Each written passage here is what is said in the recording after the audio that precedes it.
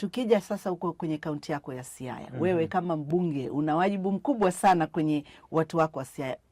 Unafanya nini kuhakikisha wanawake wa Siaya wanapata haki zao za msingi na haki za kisheria? Asante sana. Huko kwetu Siaya, kwanza wacha nianzie kusema kwamba uongozi wa kina mama bado uko chini. Mimi ni mmoja wa kina mama 4 tu ambao tumechaguliwa katika bunge letu la Siaya. Ward yangu ambayo nimesimamia inaitwa South East Alego. Kwa kweli huko kwetu Kenya, katiba yetu inapatia jinsia zote, mama, kijana, mwanamke, mwanamume, tuko na haki zetu sawa. Katiba haibagui. Lakini ukija mashinani, hasa huko kwetu Siaya, bado kuna tashwishi. Kuna mila zetu za Wajaluo. Mila zinasema mama hana haki ya kurithi. Msichana hana haki ya kurithi mali ya babake.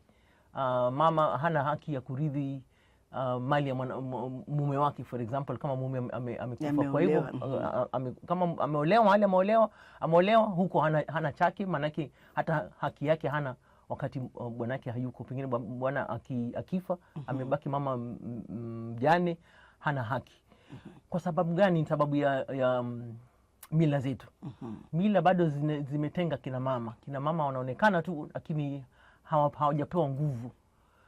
Kwa hivyo ijapokuwa kuna katiba ambayo inasema vizuri, kuna sheria ambayo inasema kina mama wako na haki sawa, huko kwetu Siaya bado ni jambo gumu na ni jambo sugu. Na mimi kama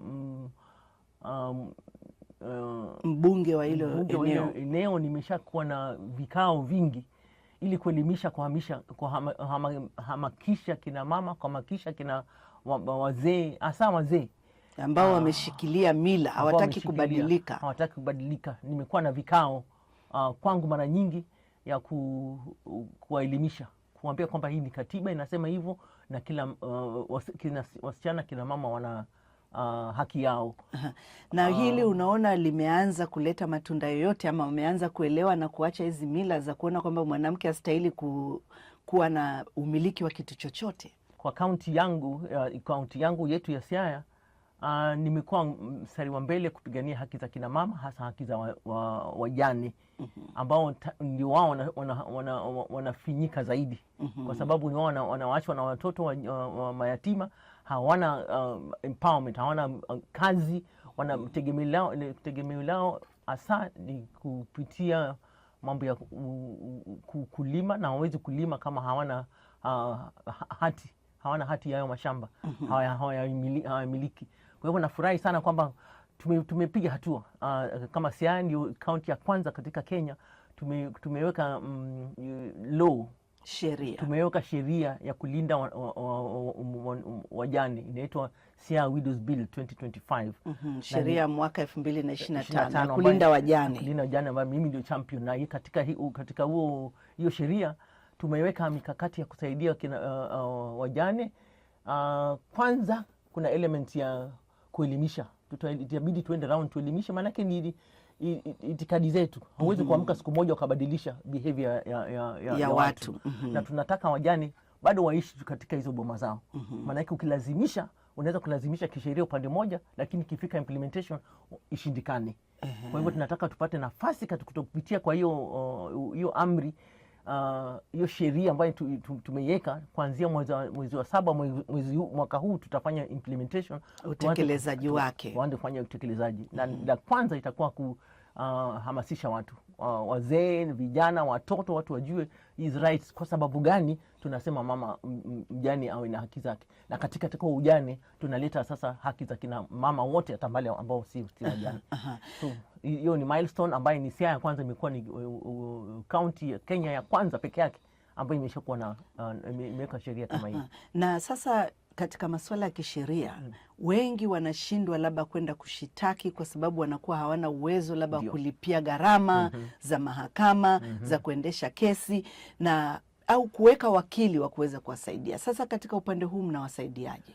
Asante sana. Maanake huo mjadala ambao nimefanya tukawa na sheria hiyo ili tupatie nafasi tukafanya kazi na vitengo tofauti including kitengo cha koti mahakama, kitengo cha mahakama, na tumekuwa na nafasi mimi pamoja na wenzangu tukashirikiana na mahakama ya Siaya, tukasema tupeleke mahakama kwa watu, kwa grassroots, mashinani. Tumekuwa tunafanya vitu vinaitwa legal aid mashinani, msaada wa kisheria.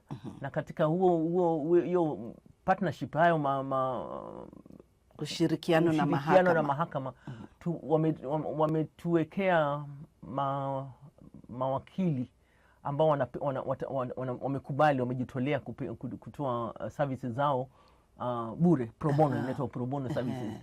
Tumeanza ni hatua, na nina hakika huko mbele tunapoanza kuimplement itakuwa rahisi sana, maanake tena imekuwa agenda ambayo watu wengi politicians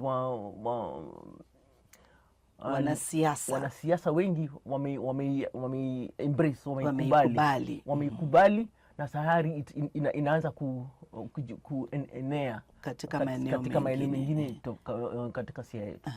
Serikali ya Kenya ifanye nini kuhakikisha haya malengo ambayo Umoja wa Mataifa unayoyataka, kuhakikisha kila mwanamke anakuwa na haki ya kisheria, lakini vile vile haki za msingi? Nini kama serikali ya Kenya mkishirikiana na nyie wabunge wa kaunti mkifanya hili, ndoto ya mwanamke itatimia? Nini kifanyike? Wazungu husema where there's a will there's a way. Mahali ambapo kuna nia pana njia. Na nia hiyo, mimi kama mwakilishi wa mbunge wa Siaya, nimeona kuna nia ya serikali. Kenya pia tuko na Attorney General, mara ya kwanza ni mama. Chief Justice mara ya kwanza ni mama. Najua na nina uhakika kwamba kina mama mabadiliko yanakuja. Lazima tuwe na imani, wanawake wa Kenya, wanawake wa Siaya, kwamba si bure tu kwamba Mungu ametupatia nafasi hii, kwamba sisi ndio tumeshikilia viti vikubwa kama kina mama, vitu vikubwa vya sheria katika Kenya. Na tunajivunia kama Wakenya, kama wamama wa Kenya. Tutoke, tusiwe na uoga, maanake huku juu tuko na protection. Na hata rais wetu amekuwa akiongea kila mara, akasema what a man can do, a woman can do even better. Kwa hiyo kile ambacho mwanamume anaweza kufanya, mwanamke anaweza kukifanya kwa ubora zaidi. Na hiyo ndio message yangu ya kuwapatia kina mama motisha. Tusinyanyaswe na tunyamaze.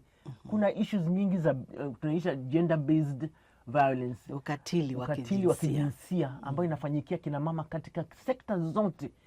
Mama akienda kwa biashara anadhulumiwa. Wanafanya biashara ndogo za kuuza kidogo mahali akiwa hapo, kwa sababu jinsia yake anaonekana ni mdhaifu. Mwanamume mwanamume ambaye ni jinsia yake ni ya nguvu anamdhulumu. Na mara nyingi hata waume wenyewe hajui ni dhuluma. Kina mama wenyewe saa hiyo, maanake wamezoea, wamekuwa na uzoefu, hawajui kama huo ni dhuluma. Saa ingine tunatumiwa kama si nguvu. Gender based violence inatumika kwa sababu ya culture, tamaduni zetu. Na kwa vile tumezizoea tunasema hivi ndio tunafanya, lakini ukiangalia kwa makini wakati huu sasa imekuwa ni gender based violence. Asante sana na kushukuru sana. Asante sana kwa nafasi hii. Shukrani.